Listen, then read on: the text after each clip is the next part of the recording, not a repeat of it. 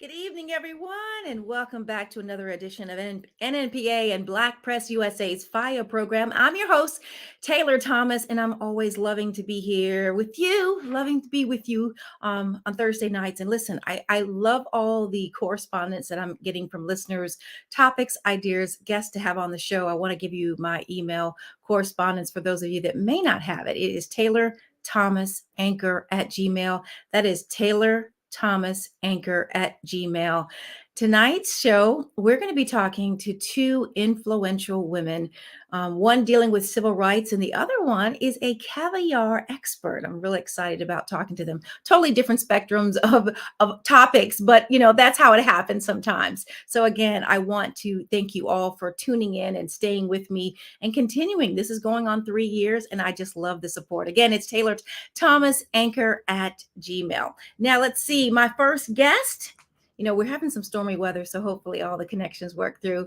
My first guest joining me now is president of the National Coalition on Black Civic Participation, and she's also the convener of the Black Women's Roundtable. Her name is none other than Melanie Campbell, and we're excited to have her on the program with us tonight. All right, okay, so we still have a disconnect with her. She's trying to connect back with us. Maybe, let's see, we might have to jump with the other guests. But tonight we're talking to two women that are dealing with different spectrums of the industry. We have one dealing with civic rights and civic participation. It is wonderful to have them here. This is not the first time that she's been on our program, but there's so much for us to talk about. We want to talk about the second anniversary of George Floyd, and really we want to talk about even the nomination and confirmation of Supreme Court Judge Ketanji Brown Jackson. There's so much that we have in store. There's some great things that we want to make sure that we get disseminated. There's so much out there with the news.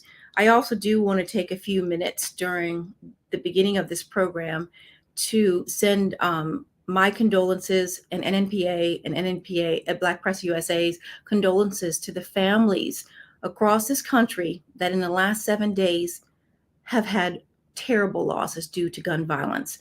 That is also something that my guest, Melanie Campbell, will be talking to me about, and some things and thoughts that she has about gun violence in our communities. It's something that's affecting us all, Black, white, Asian, Latino, Indian.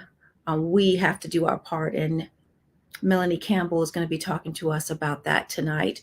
And I welcome you to join us, share the message. We want to hear your inputs for all of our guests.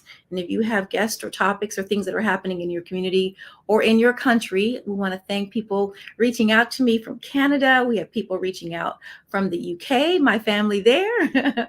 So we're going to now bring on my guest. As I said before, her name is Melanie Campbell, and she is the president of the Coalition of Black Civic Participation and the convener of the Black Women's Roundtable. Let's welcome Miss Melanie Campbell. Welcome back.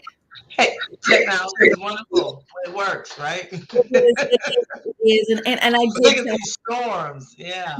I did tell, everyone's dealing with this on the East Coast, so we do understand that, and we thank you very much. I want to jump right into it because I only have 30 minutes with you, and I can talk to you for hours. And there's so much that you have to say, and there's so much that I want you to update the public on what your organization has been doing.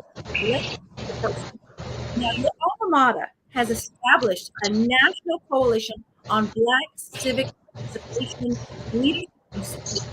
Atlanta. What is that about, and what does that mean to you?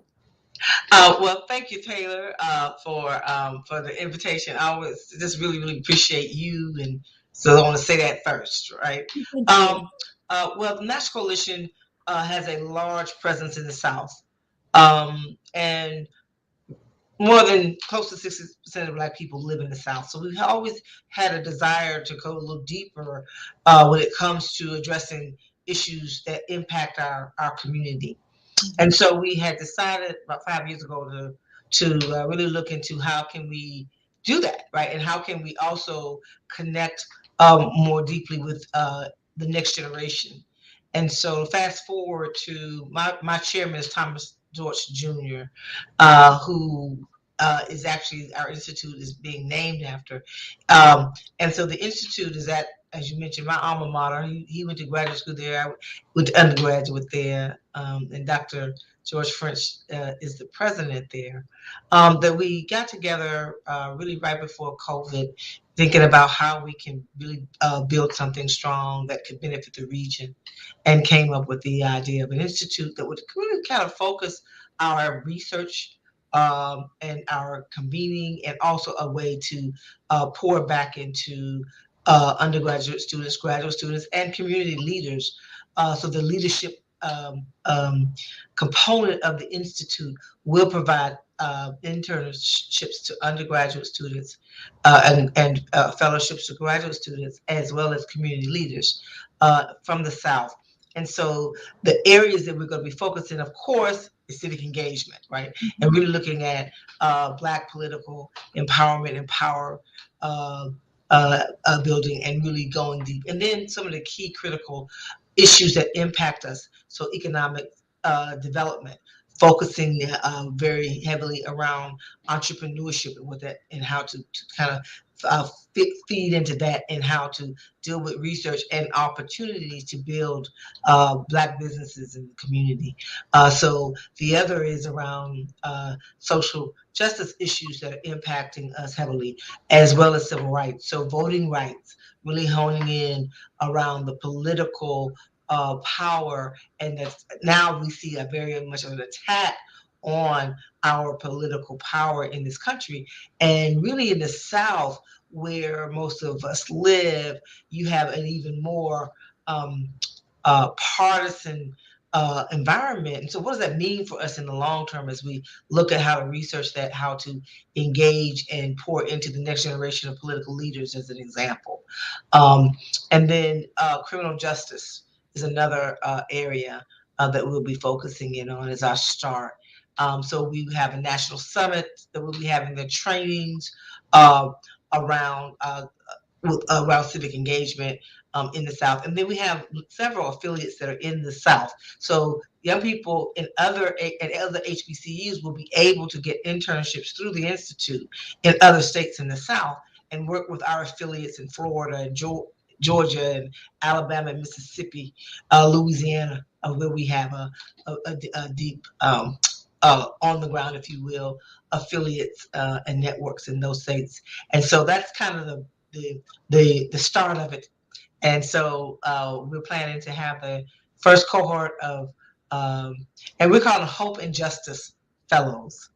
That's what they'll be called, and interns, because young people represent our hope, but they also are out there leading the fight in many ways around issues of justice. So we thought that was, so that's kind of the start of it, and I'm excited about it. We're in the midst of developing a lot, but that's our start, and we'll have a national convening coming up next semester as well, around these very issues that I'm talking about, so we can think about how we maximize this impact of this institute. So I'm excited.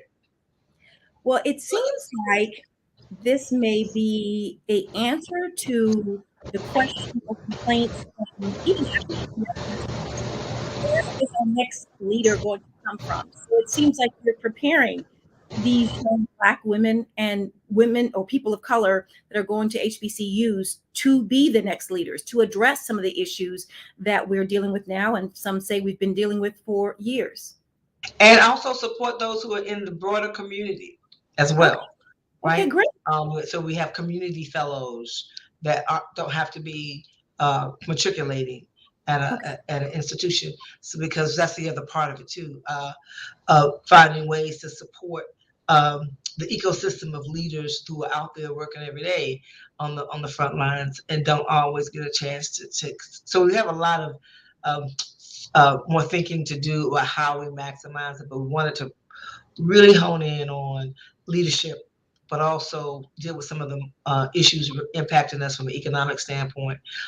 We have affiliates, so we're not trying to be affiliates at the Institute, but to support our affiliates as a regional hub as well. Now, you mentioned about voting rights, but I know that on, I believe it was May 25th, that you and the organization that you founded, the Black Women's Roundtable, you held a silent march for reproductive rights and voting rights. Can we talk a little bit about that and what happened after that silent march? Oh, yes. May 25th, we were on Capitol Hill in front of the Supreme Court. We started back in July and pulled together a coalition around fighting, pushing back, and pushing for voting rights reform, federal voting rights reform, and created something called our Black Women Leaders and Allies Coalition, so that we could work with Black women in a collective fashion, but also bringing in others, because we knew that Black, and still do understand, that the issue around voting rights is not a Black issue; it's a democracy issue. So we want to also challenge our friends, if you will, and others who we tend to support other people's issues to bring that forward. And so we plan to do that just for a short time. But as you know, we're still fighting for voting rights. And so the coalition, there's no one issue. We're not single issue people. So there's some things that we felt we needed to focus in on with that coalition. So we started focusing around pushing for the infrastructure bill that was passed, still pushing for Build Back Better. And then when the Supreme Court started, did not push back against the Texas abortion ban in the fall, in September, we actually had a action that we started. And so we've been working around the issue of reproductive justice, because we know the challenge about wherever people stand on the issue is that there's going to be more Black and brown women who will be criminalized than the average white woman in this country if Roe v. Wade will be reversed, which it looks like it will, which is a woman's right to control her body at the end of the day. And so we came together on the 25th, really to reconnect these issues. Voting rights is at the core of any right in this country, and freedoms. So we came together with our coalition, about 60 organizations, to stand in solidarity around with our colleagues and sisters around reproductive justice, but also reinforce that we have to keep fighting for voting rights. That happened the day after the killing, like a week, a little over a week after the Buffalo killing of 10 black folks in the grocery store, including our grandmothers and great grandmothers. That's what it looked like as we saw who was killed, with so many Black people, 10 Black people killed. And then that happened in Texas with the children being shot.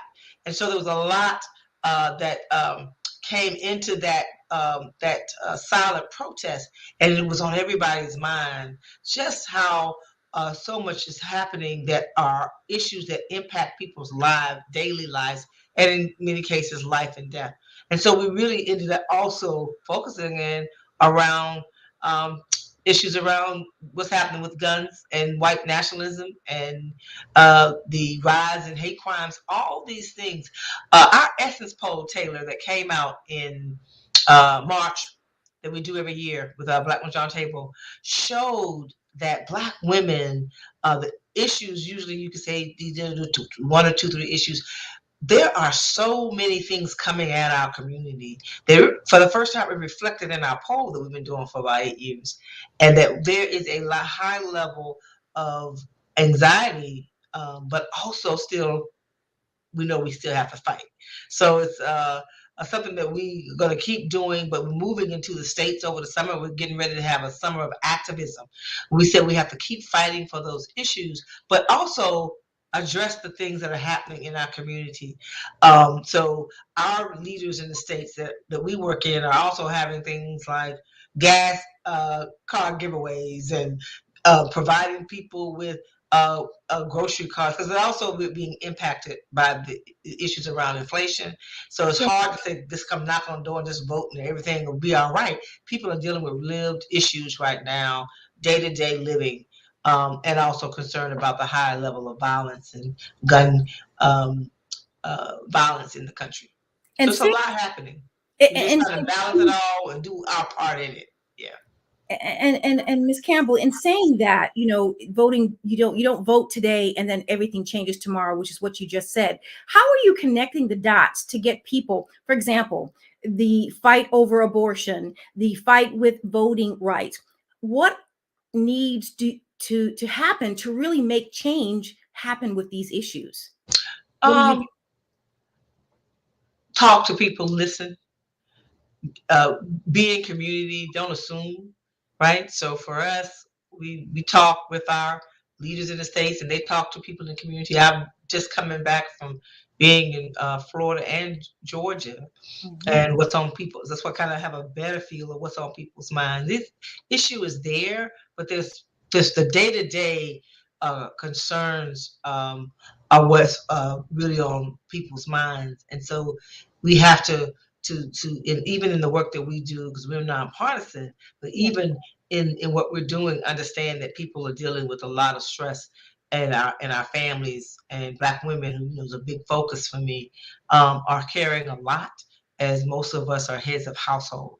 So being able to bring that and into the to the mix of what we are providing as a organization that's attempting to serve our communities is to be fully present and understand. So our summer of activism and organizing has to deal with also concerns.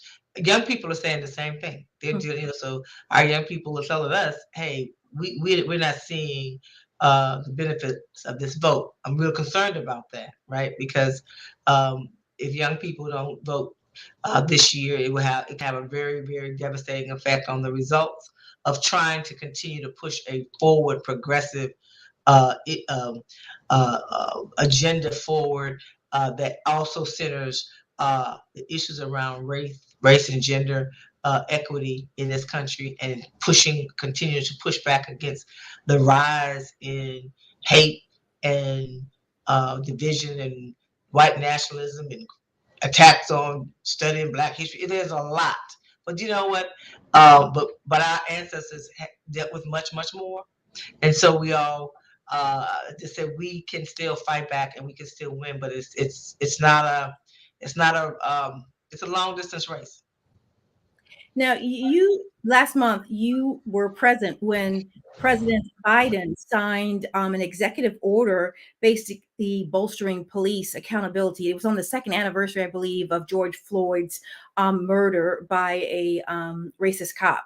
What was that experience like? And do you believe that this administration is doing enough?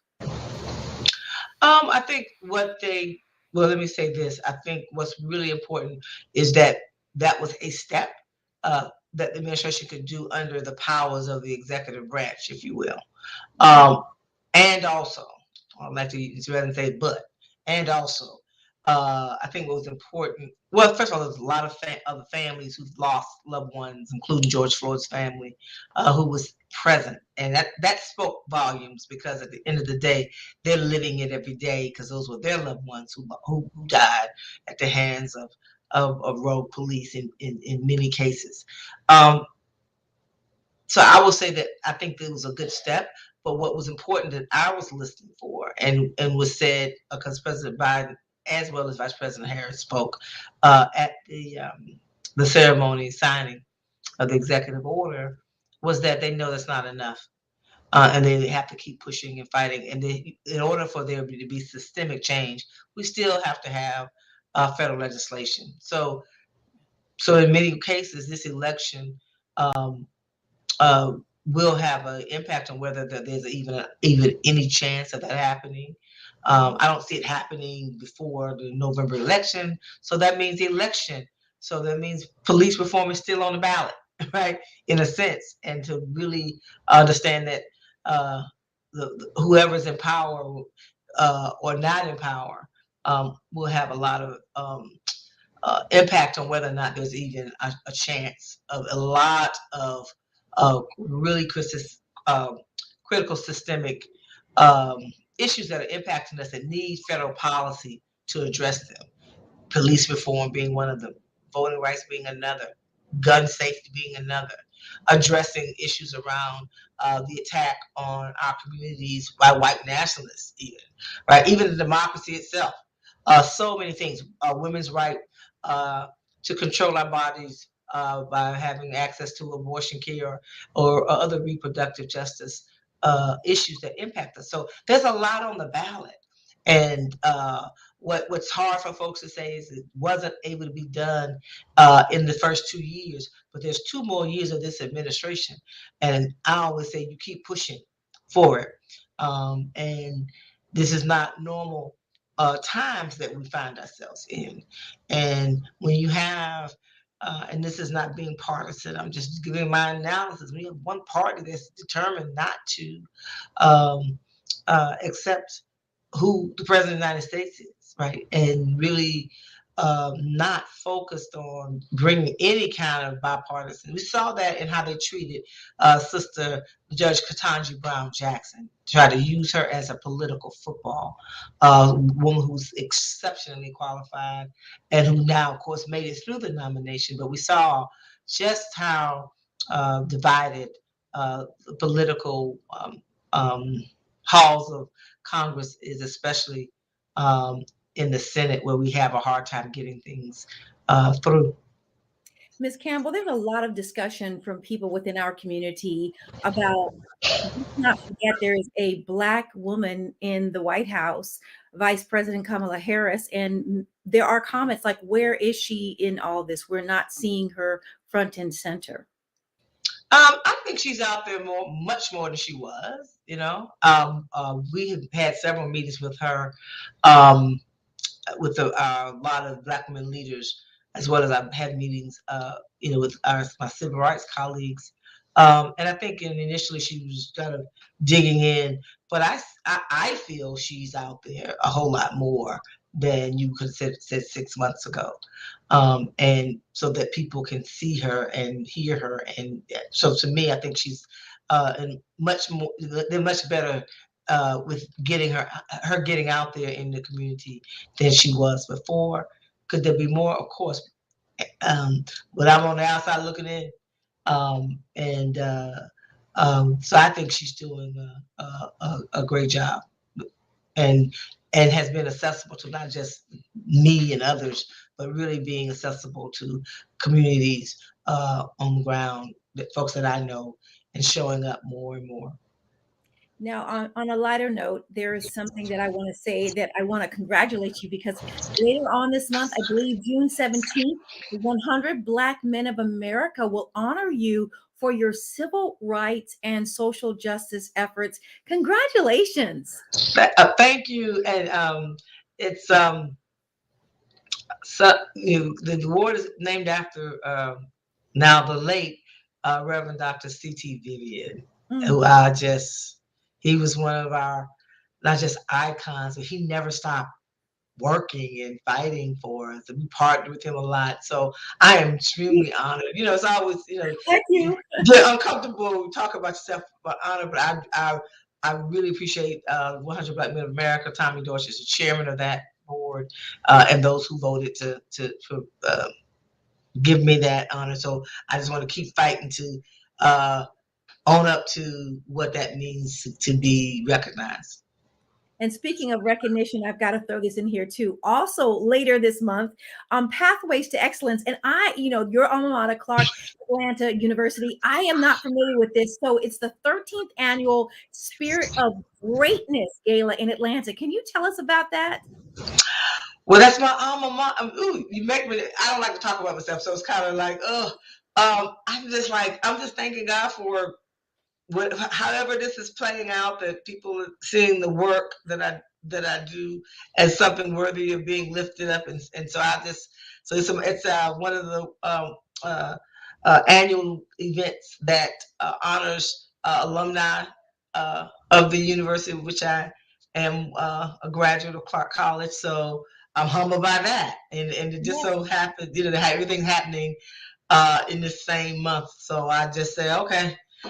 Give me the energy, and thanking folks, and know that it's not about me, but it's about all the people. And but I appreciate the love. It helped me keep fighting, trying to do my part in this. So, Ms. Campbell, I know this is a tough question I'm about to ask you, right? What's the one thing that you say on top of your list that keeps you up at night as you have your fight? Oh, one thing keeps me up at night. of concern to you? Our kids.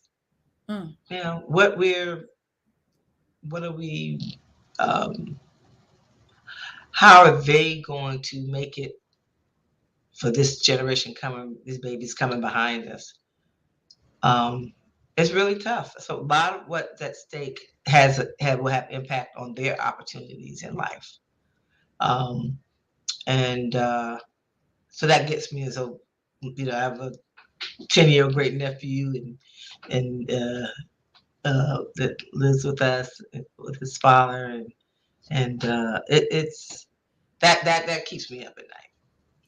So for people that are in the community, they may not be civil rights activists, but they want to do something and they're not sure. How can they support what it is that you're doing for all people?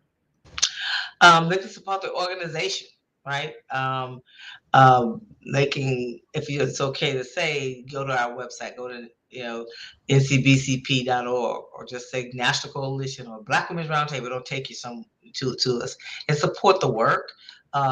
We are really in a fight over these next 6 months for this election, so we really seeking support to actually mobilize and keep our activism going over the summer, and mobilize and protect our vote in the November election. And the other thing they can do is make sure they vote. That seems like to be the big conversation with some people on both sides of the party, saying that, they just won't vote. They're not happy with either side. And I think it's a conversation that I've had with people time and time again. I promise you, not voting is the same as voting. So it's the message that's not going to change. And I think it's just, it's tough. You've got to figure out, who you're going to vote with. You may not agree with everything that particular candidate has to say, but not voting is the same as casting a ballot. Right. And remember whose vote they tried to nullify in 2020. Black people. Detroit, Atlanta, right? Milwaukee. There's a reason for that. Philadelphia. So these same people, many of them, and it's not all Republicans, but it's majority right now. I'm just being fair. Like I said, I'm not trying to be partisan. This is my political analysis. Who is trying to stop you from voting? Who is making? Who is not allowing for there to be stop people from getting an AR-15 and going and shooting up schools and shooting up grocery stores and killing our people? Right? Who's doing that? Who's now trying to stop us from even talking about Black history in the public school system? Right? And look at that and say, what is it that I can do to fight back against it? Who's trying to make sure who won't give voting rights? Right? Who's pushing and putting all this, because it's happening right in our states. Washington, D.C., you try to pass federal legislation, but check out what's going on in your own state. Because sometimes we get caught and say, well, the president's not doing enough, but pay attention to what's going on right in your own state, and help make that. If the president's not doing anything you want them to do, or the Democrats in Washington, what's happening in your own state, and make sure you're paying attention to that, because we don't vote in the numbers we should when they call in midterm elections, or local mayor's races. Pay attention to, a lot of states have governor's races this year. Right? A lot of states have state legislative races this year. It is also about paying attention to what's locally going on in your community. And you can get to those elected officials a lot quicker than you can president in the first place, and look and see how that's impacting your life. Because that's the other part of it. And we kind of stay stuck on, Washington, but then there's the rest of the United States of America, and pay attention to how are you leveraging your power where you are.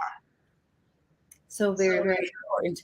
Our wonderful guest, I just have to thank you again, Miss Melanie Campbell. She is the president of the National Coalition on Black Civic Participation, and also the convener of the Black Women's Roundtable. I always enjoy having you here because you're so active. I don't even see you sleeping. And whenever I get you, I have to book you 3 weeks out because you're speaking somewhere and you're continuing to fight for all people. So I do appreciate your insight and information. Of course, my doors are always open for you to come here and share information in a bipartisan and nonpartisan way.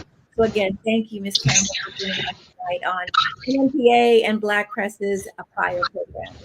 And thank you for this opportunity, and thank you for keeping our people informed, because information is true power, and nothing like the Black press to get that done. So thank you, NNPA.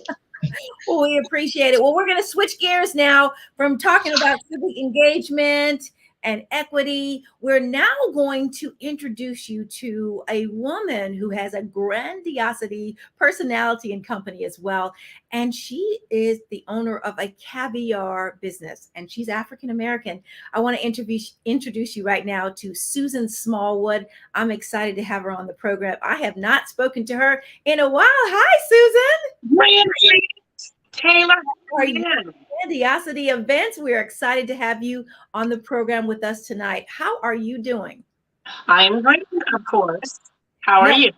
I'm good. Are you in the U.S. or you're international today? I'm in the U.S., but I'm in South Florida. Okay, because I know you travel quite a bit. Oh, thank you. Yes. Well, listen, first I want people to know about Grandiosity Events. Tell us about the purpose and its mission, and then we'll talk about your caviar line. Sure. So Grandiosity Events started in 2016. Our first two productions were at Signature Flight Support Private Jet Hangar at BWI. And it benefited foundations. Our platform and our mission is to elevate grand experiences, exposure, and education by bringing cultures together using philanthropy in our community. So with that being said, if the audience doesn't know, Taylor Thomas was our polo and jazz host in 2019 in Middleburg, Virginia. So it's such a pleasure to see you again on a different mode of network here. Yes.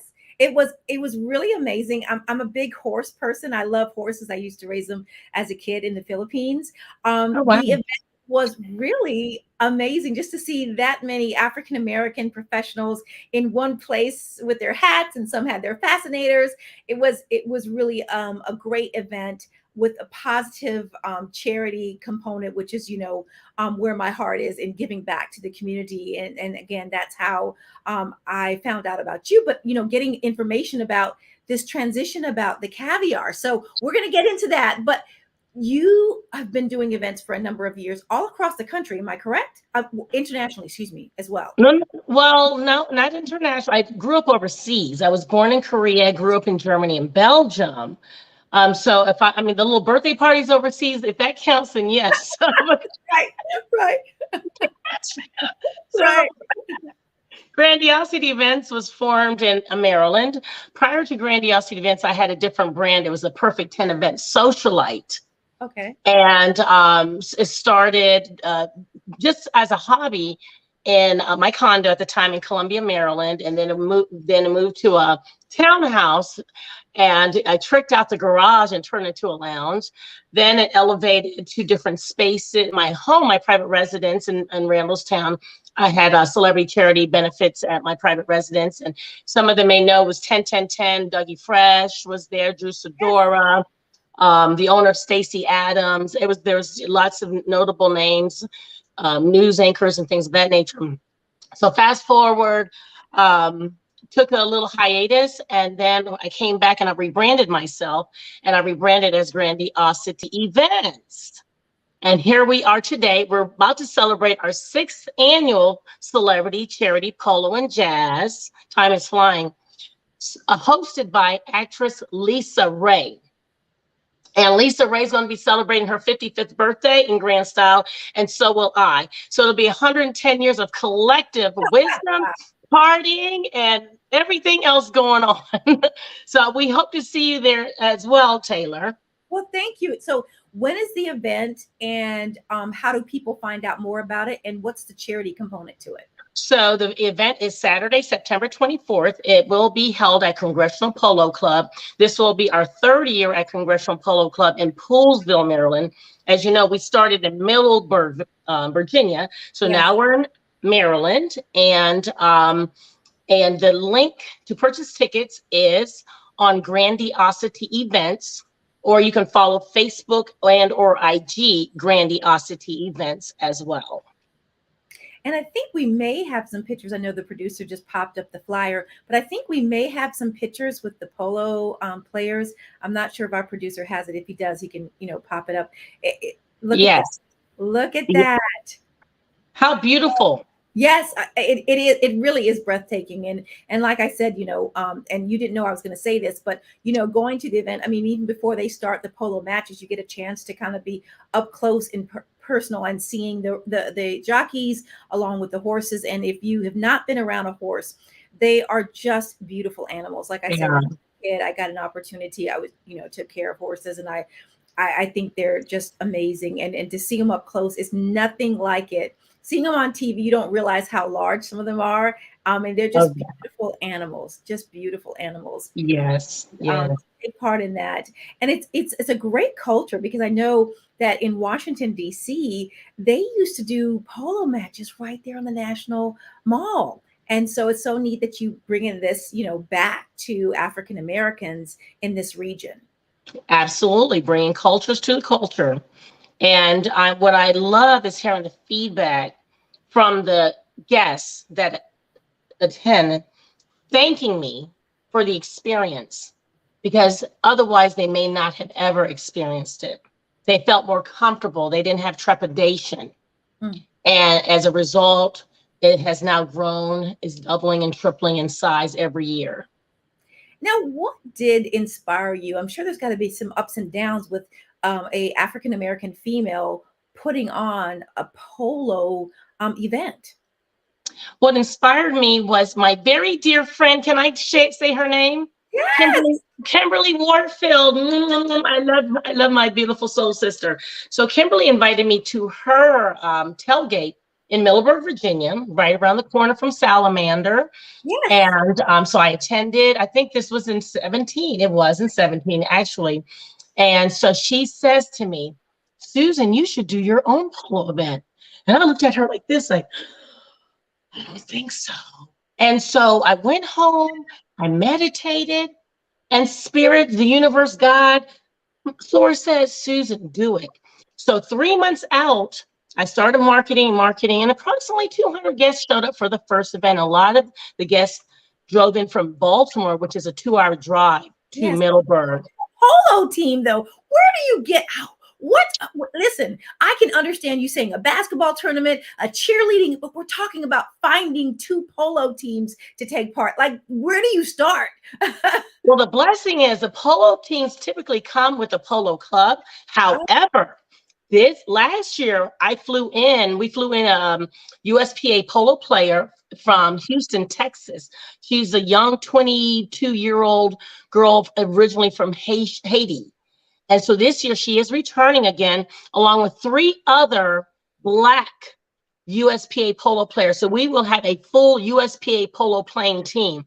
That is what we're doing this year, which is unique from previous years. And so that's what we are seeking sponsors to help make this magic happen as well. That is pretty great. I think there is a school, please forgive me, I cannot think of the HBCU, that has a polo team in Atlanta. Yes, Morehouse, I believe.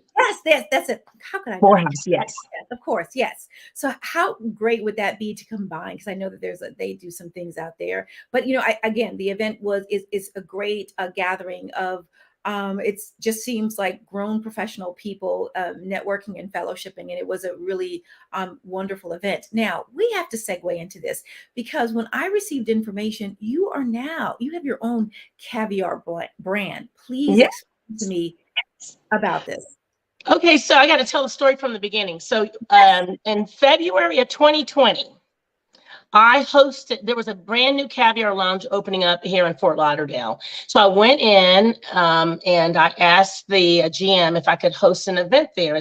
So the GM introduced me to the owner's grandson, and they obliged my request and allowed me to host my first event, March 4th, 2020. Remember that date. But prior to me marketing the event, I was doing my research and Googling Pinterest, Google, you name it. I was looking all over for an image of a woman of color, people of color, a Black person to market this event, and there were none. And I was like, oh my goodness, I got to do something about this. So fast forward, so the event was very successful, and all the guests loved it. So it was an educational experience, networking, as you say, fellowshipping. And so that was March 4th. 1 week later, we were on lockdown. I mean, I was like so really excited about just like doing, all these beautiful caviar events that we were on lockdown. So the lockdown, of course, allowed all of us to sit still, to be with ourselves, to think outside the box even more. And so then I started opening up the summertime. So I did do a caviar cruise on a friend's boat at National Harbor in DC. That was very nice and successful. And then I said, I need to be an affiliate for a caviar brand. So I reached out to a caviar purveyor, and they allowed me access, but it came with challenges. It did not happen overnight. Sure. I had to literally invest thousands of dollars in purchasing caviar and eating caviar, indulging in caviar, and doing whatever with the caviar before they took me serious. Sure. Then finally, after thousands of dollars, they finally gave me an affiliate agreement to be the face of their brand. So I did the photo shoots, and I've marketed them, used them for all these events, and then voila, I end up in DC, and these two very smart, intelligent gentlemen said, Susan, why don't you start your own brand? Why are you giving everybody else publicity? And I said, you're right. Fast forward, I did some more meditating. I went into my space, and I reached out to the caviar purveyor, and that was taking too long. And I reached out to another caviar purveyor who is local, and we also have a plant in Belgium. So now was birthed Le Grande Caviar. Do you like caviar? Let me tell you something. I'm going to ask you. I'm going to tell you this before I answer your question. So I have to ask you who your target audience is. Okay, and my producer's showing your beautiful bottle, so you can show that, Susan. You can put your up to the camera again. So I am familiar with caviar. I've definitely had it, especially if you grew up in Europe like I did as well. Mm-hmm. So what's your target audience? Because to me, caviar is an acquired taste, and it is not question. Good question now. So the target audience is anybody, because what I'm doing is changing to complexion, and I'm redefining rules, and I'll tell you about that. Normalizing luxury. Anybody, anywhere, anytime. It is not just for special occasions, especially after COVID, after the lockdown, after all these suicides, after all this, what's going on in our climate. It's for whatever, and whomever. So, but as a woman of color, I want to educate our community, because a lot of folks do not understand or not educated about caviar. And that has been the feedback that I'm getting. They said, Susan, we don't know enough about it. I said, well, that's why I'm presenting it. So what should you look for in caviar? Because everybody knows about the beluga caviar, but what do people look for in picking and choosing caviar? And again, the texture too, you've got, it is an acquired experience, and you need to be in the right place at the right time and tasting the right caviar so that you do have a good experience. So everyone has a different taste bud and palate and titillating taste buds. I'm going to do an experiment here, or a demonstration rather. I'm going to show you all what the caviar eggs look like. Okay. So get an understanding. And Mother's enjoying this conversation because she's a huge fan of caviar. So who is? Yeah, my mother. Yes, big. Yes. First, I have to show this to everybody. You know my mantra: live life grand every day. You'll see that. Okay, so here we go, right here. These eggs are very delicate, dainty, and they're rather large. So the larger the eggs, pretty much the higher the quality. This is Royal Etc. Royal Etc comes from the Osetra sturgeon. Can y'all see the eggs? Is it pretty good and close? Yes. So there are different ways, and let me tell you all, caviar is a nutritional powerhouse. Some like it salty. This is not a very salty caviar. So again, going back to your question, it depends on a person's acquired taste. You're right about that. This is silky, smooth, buttery, glides down your throat taste. So I'm going to do a demonstration here. Okay. There's different ways that you can indulge in caviar. And may I add, caviar can only be served on a mother of pearl spoon, 14 karat gold, real wood, or horn. It cannot be served on plastic or stainless steel. It will ruin the experience because then the caviar will, the metal will permeate into the caviar and you'll ruin it. And we don't want to ruin any caviar. So the way that I like to taste caviar is real and raw, and that's called caviar bumping. Caviar bumping is where you place a dollop of caviar on the fist, right there. And then you place it on your tongue, let it melt again, glide down the throat. Mmm. You are, look at you. So, I mean, really, that's what it always does to me. No, I have not seen that. So now tell me what that is again. That's called a caviar bump. I'm going to wash it down with water. Okay. This is alkaline water. So, that's called caviar bumping. Caviar. Real raw, because it's skin and of course, mother of pearl spoon. So it's not interrupted with blinis, creme fraiche, or anything. So that's traditional caviar service. Most people may have heard of traditional caviar service. Blinis, creme fraiche, egg white, egg yolks, shallots, and chives. The other way, some people like it on crackers. Some people love it on potato chips. There are different ways. Potato chips, I can't imagine it, but the crackers definitely, and maybe I will try the bumping. That kind of seems, the whole thing seems kind of fun doing it the bumping way, but yes, it is. The crackers. When you get a group of girls or guys and girls and guys together and you place a dollop on your fist and then you bump, and then everyone lets it glide, and then you wash it down with your champagne or a curated cocktail, which I would like to get into next. It's such a grand experience.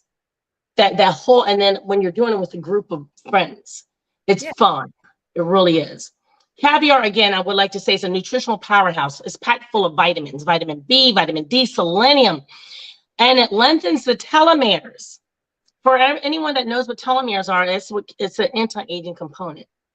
Why do you think y'all think I look so young and have all this energy? So that's what that does. And it's a Prozac. And it's an aphrodisiac. So you see from A to Z all the nutritional benefits that caviar has. It strengthens the immune system. It's good for the bones. I mean, we can go on and on and on. But I mean, just that bit of information right there, because I don't want to overwhelm anybody, is enough to say, hey, at least let me taste it because it is healthy. When people come to me and they say, ooh, I don't like it. Ooh, this, I've tried it before. I don't like. I said, well, do me a favor. Try mine before you die. And then they try it and they're like, oh, I like it. So don't knock anything until you try it, audience world. Try it at least one time. What do you want African Americans to know about caviar? And maybe not even specifically your brand, but about caviar in general or the experience? Well, it's not just for a certain class anymore, I wouldn't say. It's, again, normalizing luxury. What is normal anymore? So we're any occasion, whether you're going to the beach, celebrating a birthday for breakfast, lunch, whatever the occasion, just celebrate life. And I mean, it's for anybody. Yes. So what separates your caviar brand from others? Because it's more delectable, of course. It's the most healthiest, the most grandest. So there's other ones, and I'm not going to mention names, are a bit saltier. Okay. Our caviar is not as salty. I'm just not too much into salt, and most of the guests do not like a lot of salt, especially when you're going to have a potato chip or something else with it. Sure. And so you have an event coming up in September. Is your product going to be there as well? Absolutely. Yes. Well, our Grand Lux Caviar Bar will be at the Polo and Jazz. Yes. However, we have one coming up sooner than that. Next Sunday, June 12th, we're doing our Grand Caviar launch at the Baltimore Inner Harbor Marina. So there's going to be a party on the pier. And then our sponsors are allowing the guests to cruise on their boats. So that's Sunday, June 12th. From 4 to 8 p.m. And there is a ticket link for that, or they can go on legrandecaviar.com. So that information on that event is on that site. Oh, wow. Exciting. Yes. So, and then one weekend after that, I'm presenting the Caviar Bar here in Miami at Four Seasons. And that's for Friends of Medicine, a trauma surgeon, Andre Combs, founded this, and it's bringing all professionals together from different industries, financial technology, attorneys, bring them together. And it's just a nice get together on the rooftop of the Four Seasons with DJ Khaled's DJ 360. Now, since you are talking about, the East Coast and the DMV, DC, Maryland, Virginia, and then you're talking about Florida, as far as it pertains to African Americans consumers, what are you seeing the difference between African Americans, down south and in Florida versus in the DMV? So we haven't made it down to the south yet. So we're starting in Maryland in the SoFlo area. Here in SoFlo, they love it. It's popular. What we're doing is we're doing pop-ups from city to city to city. So we're going to make it down south and get their opinion. So what do you hope to be at the end of this year? What do you hope or plan that as far as a goal for the end of this year? Because we talked about 2 events alone, and you have more pop-ups coming up. Yeah. So our grand goal is to, of course, have it retailed, wholesaled. I actually will be doing tastings with private chefs and restaurateurs to add to their menu. So that is our goal, is to get it in retail and wholesale into larger spaces, resorts, and menus for different restaurants and chefs. I would assume, Susan, that breaking into the caviar industry is not an easy thing, and especially being a woman of color. No, it as I mentioned to you, I don't think anyone took me seriously at first. It took thousands of dollars again of investment, persistence, because they ignored me. And then I just kept persisting. I'm relentless. I was told I have an assertive personality, so it does work for me in business. So that's why I'm here, again, changing the complexion. And I want to go address something, also redefining the rules, because traditionally and historically speaking, caviar started in Russia with vodka, being paired with vodka. It evolved to France, where it's champagne and caviar. However, now we have partnered with premium whiskey, Uncle Nearest. Are you familiar? Uncle Nearest is. I'm not a drinker, but I'm not a drinker, but I do the caviar a little bit. But yes, not a drinker. So that's interesting. They curated 3 specialty cocktails to pair with our caviar. So that's the other unique proposition that we have on our end, that redefining rules. So going to different spirit brands and having the taster to curate a specialty cocktail to go with our lovely, delectable, healthy Le Grande Caviar. Some awesome caviar. Can be served in beautiful caviar dishes. This is a Michael Aram designer caviar dish. So there are different ways that you can serve caviar. Again, cannot be served on anything else besides mother of pearl or glass on, but no metal, no plastic. And you're gonna have a delectable experience with the Le Grande Caviar. Susan, what's the going rate? I know they run the gamut per ounce now. What's the going rate now? So per ounce, our 50 grams start at $95. Okay. And that comes with a mother of pearl spoon. Okay, that's not And our 100 grams is $180 which also is accompanied with a mother of pearl spoon. So we're pretty competitive with the market, and larger volumes can be purchased custom ordered. So those are the two weights that we have currently on the website. And Susan, I know we have a few minutes left with you. You know, I have spent the last 3 years here at NNPA and Black Press USA interviewing women that are trailblazers. And definitely you are the first person that I've spoken to, a woman of color, going into a market like this. Really, what keeps you going? I'm not talking about the monetary. I'm not talking about what keeps you going down this road, because I know from interviewing women who are starting things that is normally not something where people of color are in or that women are in. What keeps you going at the end of the day? What keeps me going is when I get the positive feedback from our guests that have experienced or just watching vicariously, that thank you, Susan. Thank you. Because of you, my kids' will be able to enjoy polo and caviar. So we're leaving a legacy. We made history. We're leaving a legacy. Every life that we touch is leaving a legacy. So that's what keeps me going when I get that positive feedback, to know, especially in our community of color, that they got to experience it and they can let their kids experience it. It will become generational and normalizing luxury. That's very good motivation. Susan, how can people get more information about your Grandiosity events and of course about your caviar? Of course, Facebook, IG, or our website, grandiosityevents.com. If you'd like to order the caviar or attend our grand launch, it is caviar.com, and La Grande with an E at the end.com. I'm going to ask our producer really quick if he can put up the flyer real quick featuring Lisa Ray, who is the celebrity host for this year's, I believe, your 6th anniversary. Yes, celebrity charity polo and jazz event taking place September 24th at the Congressional Polo Club. Again, Susan Smallwood, Grandiosity Events, I have to thank you for your information and sharing about caviar.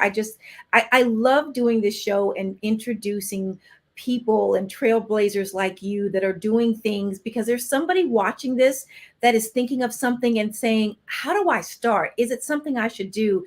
And to know, and you've said it more than once, the fact that you were like, it wasn't easy.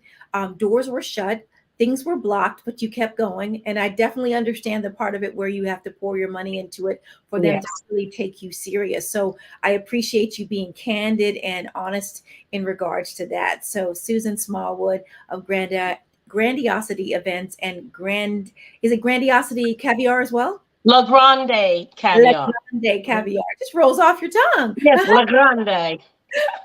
like a spoonful of caviar. I so appreciate it. I want to take this moment now to remind you, if you have someone special like Susan in your community, or maybe you are Susan Smallwood, right? For your town or your area, you want them on the show, simply email me. I've been receiving so many correspondence from people. Taylor Thomas Anchor@gmail. That's Taylor Thomas Anchor@gmail. And I also want to remind you that, yes, can you believe June 22nd through the 25th is the NNPA's convention in New Orleans. 195 years of the Black press, of course, amplifying our voices from freedom, justice, equality, and equity. And you know what? Tickets are available. You can simply go to the NNPA-events. That's NNPA-events.com. And this national convention, June 22nd through 25th, is in person. Yes, at the Hilton New Orleans Riverside Hotel. We hope to see you there, and you can purchase your tickets, as I said again, at www.nnpa-events.com. Again, Susan Smallwood, thank you so very much for taking part in the show. And everyone, until next week, God bless and goodbye. Live life grand every day, everyone.